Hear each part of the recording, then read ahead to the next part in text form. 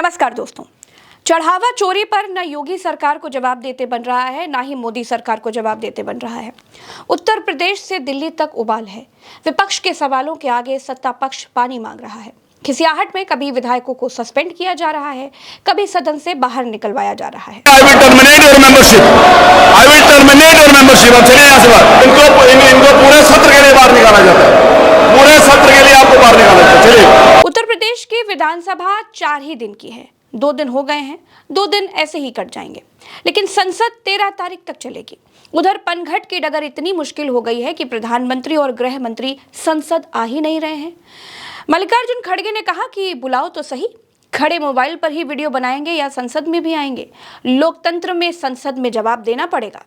House जो नहीं चल रहा है, इस हाउस को चलाने के लिए एक ही उपाय है कि प्रधानमंत्री और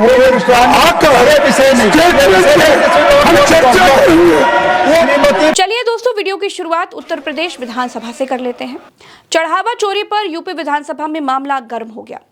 इतना ज्यादा गर्म हो गया कि स्पीकर सतीश महाना ने समाजवादी पार्टी के विधायक इंजीनियर सचिन यादव को पूरे सत्र के लिए बाहर निकाल दिया। और ये बात यहीं पर नहीं रुकी। सतीश महाना ने कहा कि आपकी सदस्यता खत्म कर दी जाएगी। सचिन आप मुख्यमंत्री जी के फोटो को हमारी ये सरकार प्लीज आप मैं आपको बाहर निकालूंगा के साथ। आप मुख्यमंत्री जी की फोटो आप ले सकते हैं। अब सीएम की फोटो को ऐसे कर देंगे आप। इनको पूरे सत्र के लिए बाहर निकाला जाता है। पूरे सत्र के लिए आपको बाहर निकाला जाता है। चलिए बाहर गुंडागर्दी करेंगे हम।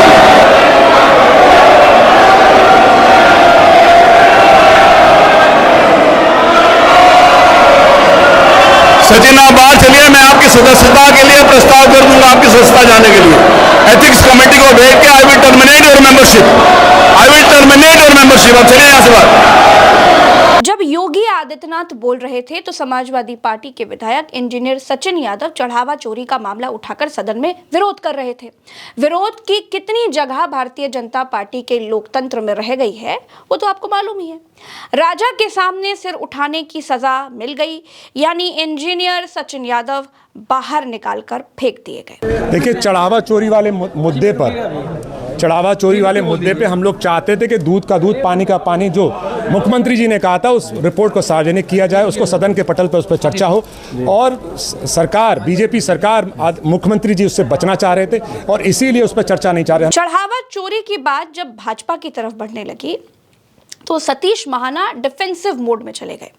बोले विपक्ष के विधायकों में से अगर किसी ने चंदा दिया हो तो वो रसीद लेकर आए, देखे तो आपका कौन सा चंदा चोरी हुआ है।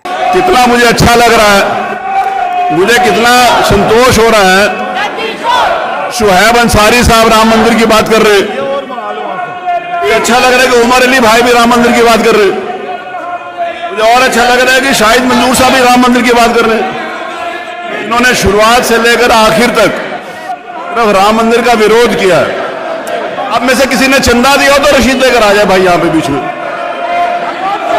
आप लोगों में से किसी ने कोई चंदा दिया हो तो रसीद लेकर आ जाओ भाई, यहाँ जरा देखे तो सही आपका कौन सा पैसा चोरी हुआ है। जरा रसीद लेकर आ जाओ जितने खड़े हो यहाँ पे।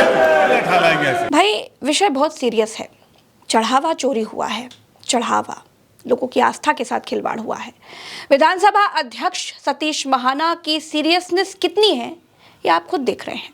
सतीश महाना चोरी के लिए चिंतित नहीं थे। स्पीकर भगवान राम के साथ हुई लूट पर चिंतित नहीं थे। स्पीकर सतीश महाना भगवान राम के साथ हुए धोखे पर चिंतित नहीं थे। उनकी चिंता केवल भाजपा को डिफेंड करने में दिखाई दे रही थी। आगे बोले, धार्मिक आस्थाओं को हर्ट करना उचित नहीं है। देखिए, धार्मिक आस्थाओं के ऊपर चोट पहुंचाकर किसी की धार्मिक आस्थाएं हर्ट करना उचित नहीं है। भगवान को जिन ट्रस्ट वालों के रहते हुए लूट लिया गया, उससे धार्मिक आस्था हर्ट नहीं हुई। लूट क्यों हुई, सरकार से ये पूछने पर धार्मिक आस्था हर्ट हो जाती है। इसके बाद मुख्यमंत्री योगी आदित्यनाथ बोलने के लिए खड़े हुए तो हंगामा और बढ़ गया। उसके बाद आया वो सीन जब स्पीकर सतीश महाना आग बबूला हो गए और इंजीनियर सचिन यादव को सदन से बाहर निकाल दिया। I will terminate your membership. I will terminate your membership. अब चलिए यहाँ से बाहर। इनको पूरे सत्र के लिए बाहर निकाला जाता है। पूरे सत्र के लिए आपको बाहर निकाला जाता है। चलिए। लोकसभा में संसदीय कार्य मंत्री किरण रिजिजू ने कहा कि भगवान राम का अपमान करना कांग्रेस की फितरत में है। राहुल गांधी माफी मांगे। हल्ला हंगामा बढ़ता चला गया और संसद स्थगित कर दी गई।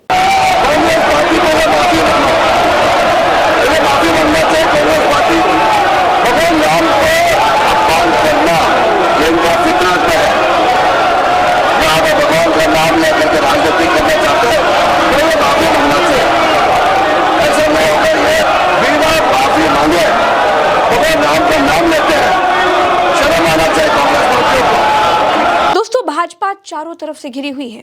मसला ये हो गया है कि 5,000 करोड़ रुपए खर्च करके भाजपा ने मोदी की इमेज जो भगवान जैसी बना रखी थी, तमाम भक्त भी बना दिए थे, लेकिन अब देश की 30 करोड़ की सबसे बड़ी युवा वोटर आबादी आज की तारीख में जिसे जेनजी कहते हैं, और जेनजी के मन मस्तिष्क में प्रधानमंत्री की जो इमेज है वो विलन वाली बन चुकी है, लाठी चलवाने वाले प्रधानमंत्री की बन चुकी है।